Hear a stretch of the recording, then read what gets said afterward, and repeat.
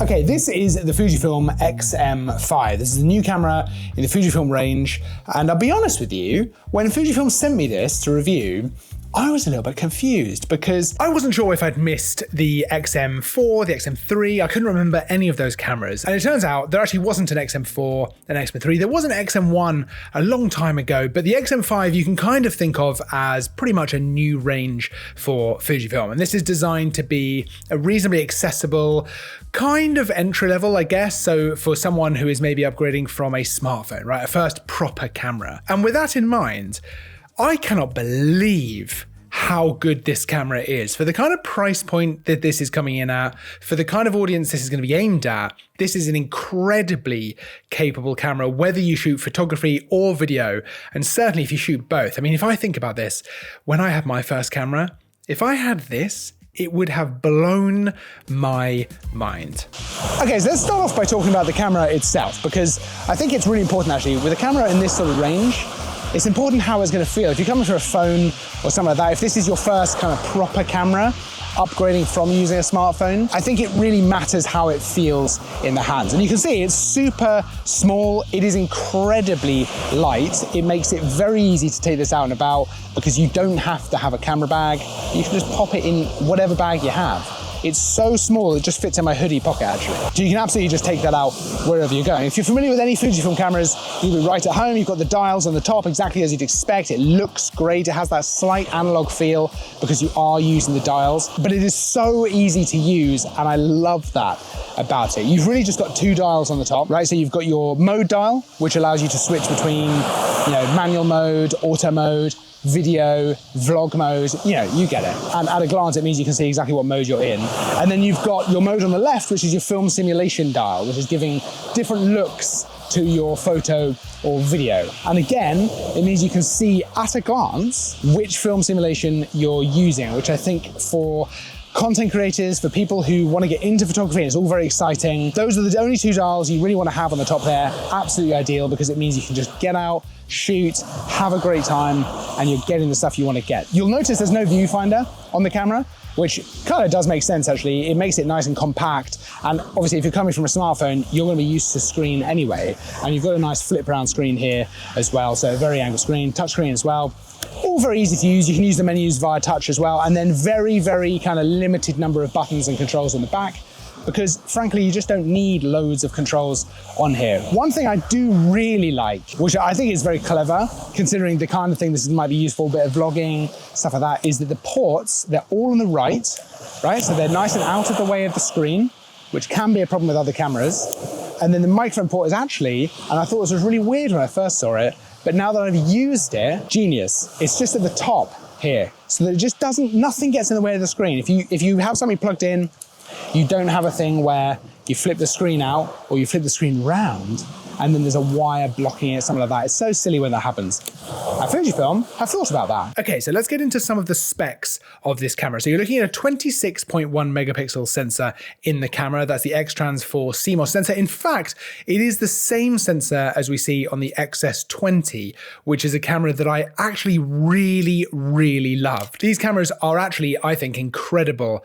for the price and the kind of accessibility that you're looking at. This feels like a little bit of a stripped back XS20, so things like no viewfinder, slightly lower resolution screen, things like that, but that same beautiful image quality, and it's so easy to use. Because you've got that film simulation dial on the top left, it's very quick and easy to change the look of your photos. And that can be a really powerful thing to get these different styles of photography and actually take some really interesting shots. You've also got modes in camera like adding grain, clarity, stuff we've seen before, but it's all so easy to set up, which means that everything is geared around really getting the most out of this straight out of camera, which I think is ideal, especially for someone who's maybe coming into photography, coming into this kind of world, who doesn't know so much about photo editing and just wants to be able to get some nice shots.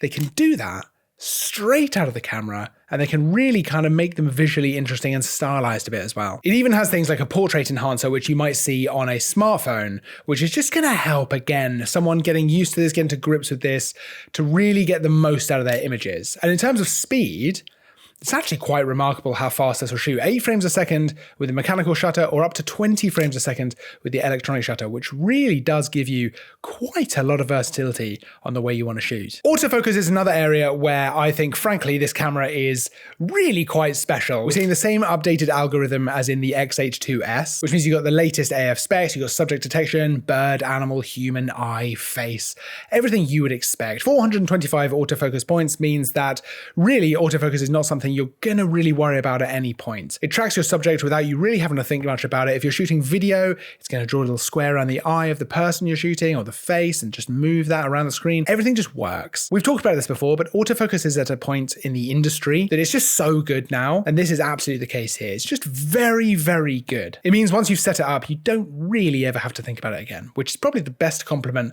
that you can give to a system like that. Now, of course, this is a hybrid camera, as most cameras are these days, and this is absolutely no different. This is designed around content creation, whether that be photo or video, and certainly for both. And the video specs here, I think, are absolutely wild. Capability of this camera when it comes to video compared to its price point is absolutely crazy. So right now, for example, I'm shooting 4K.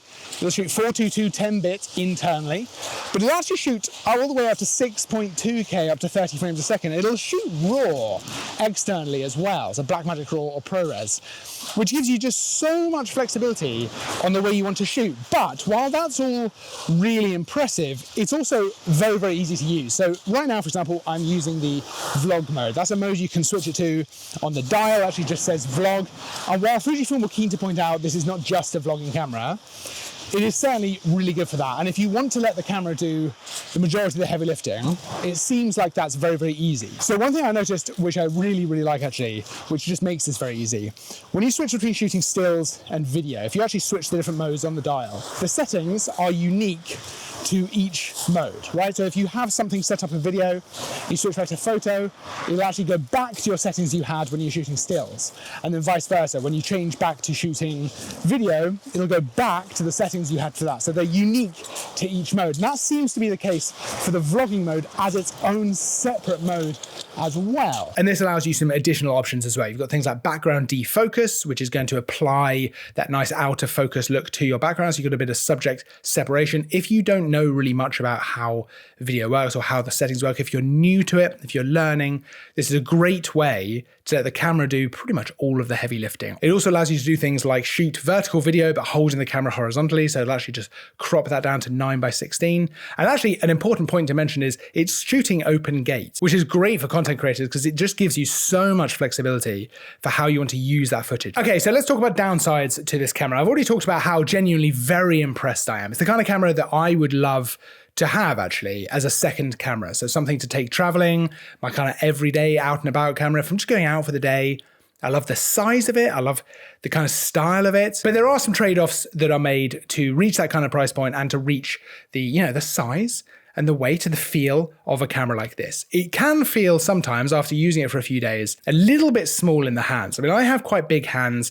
The grip doesn't kind of give you that feel you get on a bigger camera, which is understandable because how could it? Where I'm feeling completely confident just carrying it around in my hand. That said, it's so small, I was just putting it in my hoodie pocket. I was just putting it in the pouch at the front of my hoodie because it's so small, it can just fit in there. But you do make some other trade-offs, right? So no viewfinder, obviously we've talked about that. No viewfinder compared to something like the XS20. A slightly lower resolution screen, although realistically, I can't imagine you're really going to notice that. And no in-body image stabilization. Now that probably keeps the price down and I'd imagine keeps the size down as well. There's got to be some trade-offs for that kind of stuff. I noticed that mostly when it came to shooting handheld video. So whether I was vlogging or whether I was just shooting handheld video down by the beach. It's something you can kind of fix a bit in post. You could also pop it on a gimbal. It's light enough to go on a very small gimbal, which is quite nice. So that kind of offsets that problem. Some lenses are going to have optical image stabilization as well, which is going to work. So that's completely fine. There is digital stabilization that you can use in the camera.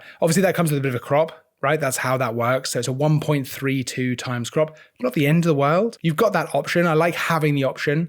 I'm probably not going to use it myself, but it's nice to know it's there. So those are the kind of trade-offs, the downsides. I struggle to see them as negatives, if I'm honest, because of what this camera is aimed at, right? Because what this camera is trying to be. It is an incredibly powerful bit of kit, but it feels so easy. It's so accessible to new photographers, videographers, people who want something a bit more, like I say, a bit more kind of real, a bit more of a proper camera upgrade from a phone. I just think I can't imagine really a much better option. It's so good. This is the camera I will be recommending to people in my life who are not kind of photographers, but who want to get a camera. It's so good. Now you can check out this camera by following the link down in the description. We had it in silver, it comes in black as well. I love the silver one, but they're both gonna be down there so you can check them out as well. There's a couple of new lenses from Fujifilm as well, which have just come out, which you can see down there. We haven't had our hands on those yet, but hopefully we'll get our hands on them in the near future. Otherwise, we'll have loads more videos coming your way, reviews, tutorials, all kinds of stuff. So don't forget to like and subscribe because there's new stuff coming your way all the time. I'll see you in the next video, but until then, as always, thanks for watching.